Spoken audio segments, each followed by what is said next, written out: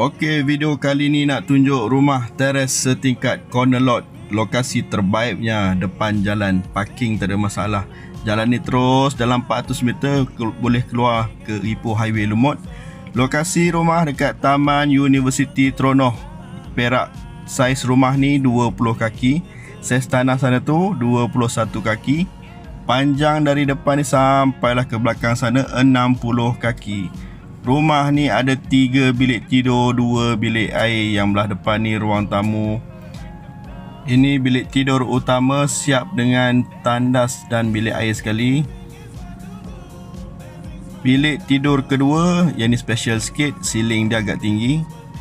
Yang ni bilik air yang kedua. Ini dapur. Ini bilik tidur belah belakang, bilik tidur ketiga. Dapur siap kita bagi tabletop, tambah sikit kabinet je. Saya ada satu lagi rumah nak jual dekat taman sini. Depan tu rumah teres 2 tingkat. Harga sama dengan teres tingkat ni, RM250,000 sahaja.